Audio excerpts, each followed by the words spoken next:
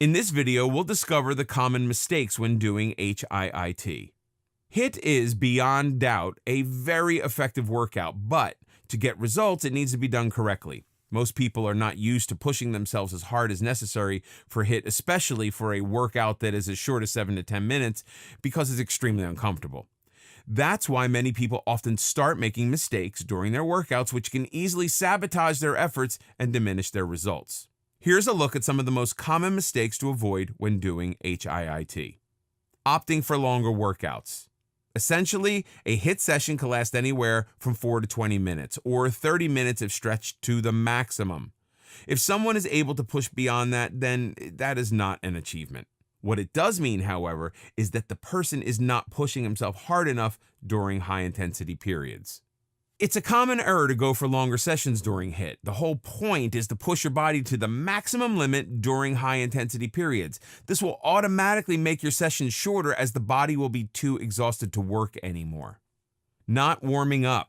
HIIT training can be tough and strenuous, especially for beginners who are not yet ready to use their body's maximum potential during their workout sessions. Even those who are physically fit and active need to warm up before they start with their HIIT training. It's a common mistake to directly hit the gym and get going with the session. This will reduce the effects that you're trying to achieve. Without a warm-up, the body will not be able to give its all during the high-intensity intervals. Choosing complex and complicated movements. Experts say that with subsequent sessions of workouts, the body can get too tired to perform a complex movement. During your first session, a complicated movement might not seem that bad at all. But after repeated movements, the body and the brain could get tired of them, increasing the chances of an injury such as sprains or falls.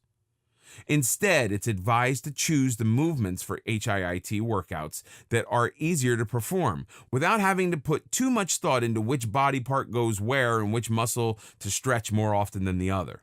Apart from choosing complex movements, another common mistake is to not even learn the easy ones properly.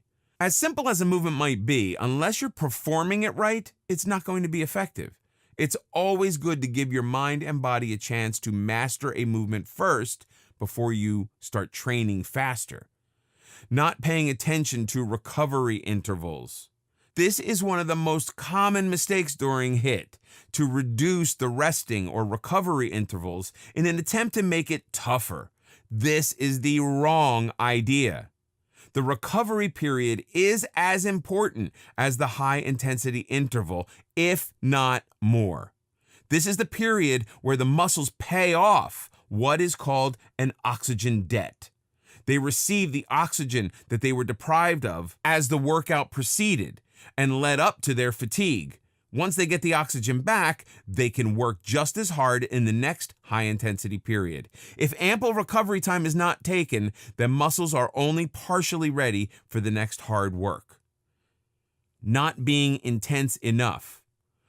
By high intensity during HIIT training, it is meant that you should be extremely breathless, the heart thumping loudly against your chest and your body and brain both screaming that you cannot push any further.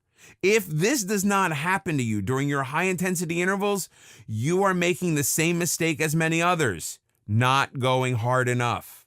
You need to push yourself to the point where you physically and mentally reach a point beyond which you know you cannot go on.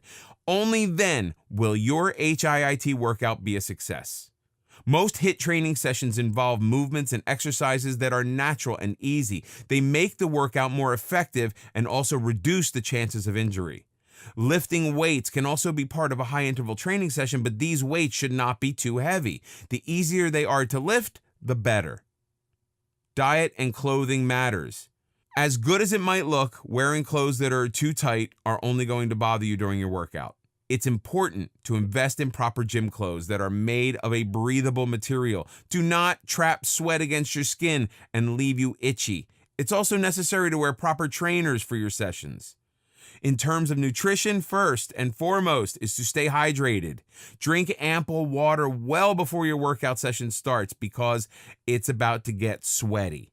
There are many protein shakes available which can be used. Otherwise, a good fiber and lean protein meal works just as fine.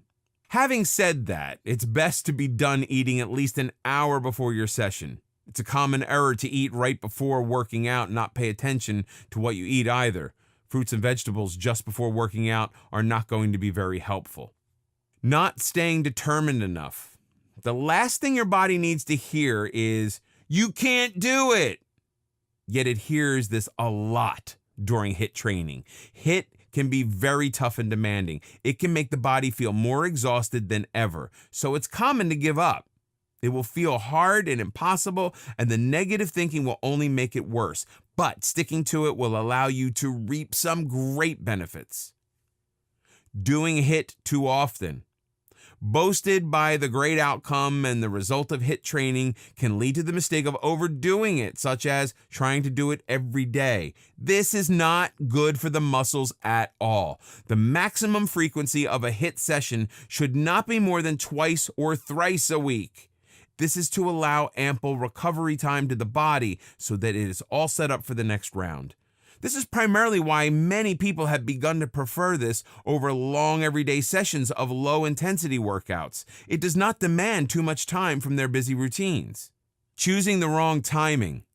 Randomly choosing half an hour in the week for a HIIT workout is a big mistake. The session needs to be timed properly. Having a session right after you eat or just before bed is a bad idea. In fact, the sooner in the day you train, the better. Taking a good but light breakfast early in the morning, an hour before the HIIT session, is the best way to go about it. This way, your fat reserves will be targeted better. It will also prepare your body to burn the calories you will be munching up throughout the day. As a matter of fact, working out early and before going to work will also maximize your performance there, as concentration and productivity will be at its best.